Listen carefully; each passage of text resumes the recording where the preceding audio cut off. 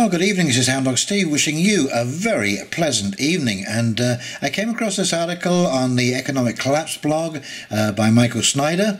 And I think it's kind of an interesting article. I hope you like it. There will be a lot more rioting, looting and civil unrest as the US economy continues to crumble. What we have been witnessing on the streets of Minneapolis is just the beginning. Our nation is so deeply divided, and a large portion of the population is losing faith in the basic institutions that govern our society. Personally, I don't know how anyone can watch the video of what happened to George Floyd without having an emotional reaction.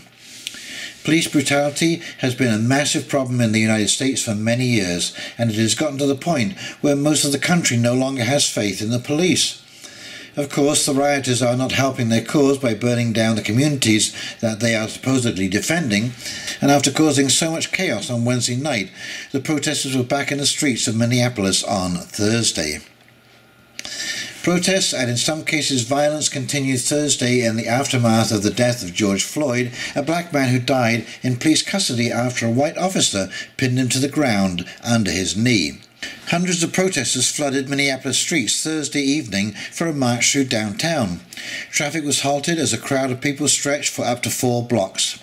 Protesters shouted, "I can't breathe," and "No justice, no peace, prosecute the police," as volunteer marshals in highlighter-coloured vests directed traffic. Sadly, this is just a small preview of what's coming to major cities all over America. If you think that these riots about police brutality are intense, just wait until the economic riots start. We are moving into a time when millions upon millions of Americans will become increasingly desperate as we plunge even deeper into a new economic depression. On Thursday, we learned that another 2.1 million Americans filed initial claims for unemployment benefits last week. First-time claims for unemployment benefits totaled 2.1 million last week, the lowest total since the outbreak began, though indicative that a historically high number of Americans remain separated from their jobs. Economists surveyed by Dow Jones have been looking for 2.05 million. Wow, well that's a big difference. I guess they were really surprised when it was 2.1 million. The total represented a decrease of 323,000 from the previous week's upwardly revised 2.438 million. This was the 10th week in a row when the number of new claims for unemployment benefits has been above 2 million. As I keep reminding my readers, prior to this year, the highest that number had ever been for a single week was 695,000 in 1982. So even after so many catastrophic weeks in a row, we are still at a level that is approximately 3 times higher than that old record. Overall, 40.8 million Americans have filed new claims for unemployment benefits over the last 10 weeks.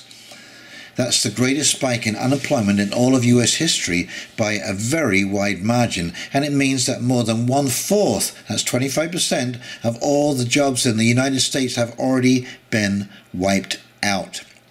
But for now, the impact of those job losses has been cushioned by the extremely generous $600 a week unemployment bonuses that the federal government has been handing out.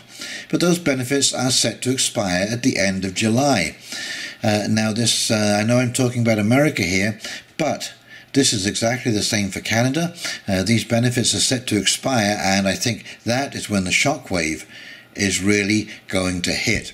I heard some person put it that these benefits are basically the anesthetic that we are being given whilst our organs are being removed. Very interesting little analogy. Right now, many are able to take advantage of an additional $600 a week in unemployment benefits provided by the federal government on top of each state's standard jobless benefit. But that benefit is set to expire at the end of July if Congress does not pass another stimulus bill to extend benefits. If those benefits are not extended, we will see a massive national temper tantrum, and right now President Trump and Republican leaders in the Senate do not plan to extend them. We shall see what happens, but we may soon have tens of millions of very angry unemployed Americans that are unable to pay their bills anymore. And with each passing day, more bad economic news just keeps rolling in. We just learned that orders of durable goods were down 19.4% on a year-over-year basis last month, and we also just learned that the pending home sales were down 36% in April compared to the same month a year ago. As I discussed yesterday, we are watching a full-blown economic collapse begin to unfold, and the fact that many US states are starting to reopen for business is not going to stop the momentum that has now been created. During the first few weeks of the outbreak, there was just a trickle of major bankruptcies, but now that trickle has become a flood. In the first few weeks of the outbreak, it was just a trickle. Companies like Alaskan Airline, Raven Air pushed into bankruptcy as travel came to a halt and markets collapsed. But the financial distress wrought by the shutdowns only deepened, producing what is now a wave of insolvencies washing through America's corporations. In May alone, some 27 companies reporting at least $50 million in liabilities sought core protection from creditors, the highest number since the Great Recession. That would be in 2007-2008. They range from well-known US mainstays such as JCPenney and J.Crew Group to air carriers LATAM Airlines Group SA and Avianca Holdings, their business decimated as travelers stayed put. We are watching store closings occur at a rate that we have never seen before in our entire history. At this point, Coresight Research is projecting that about 25,000 stores will permanently close by the end of this calendar year. Coresight Research, which tracks retail openings and closings, has upped its projected store closures for 2020 from 8,000 at the beginning of the year to 15,000 at the beginning of March to about 25,000 now. That's unlike anything the industry has ever seen, Coresight CEO and founder Deborah Weinswig said. It's the speed with which it's all happening which has been a little surprising. So much anger was building up all over America during the good years. And we all know how true that is. There's been a lot of anger on the streets, since the Y2K. There's been mounting anger on the streets. And now this new economic depression is going to make things worse, much worse. When there are no jobs available and people can't even provide the basics for their families, we are going to see frustration on a scale that is unlike anything we have ever witnessed before. So please take careful note of what is happening in the streets of Minneapolis right now, because that is what the future is going to look like in all of our major cities.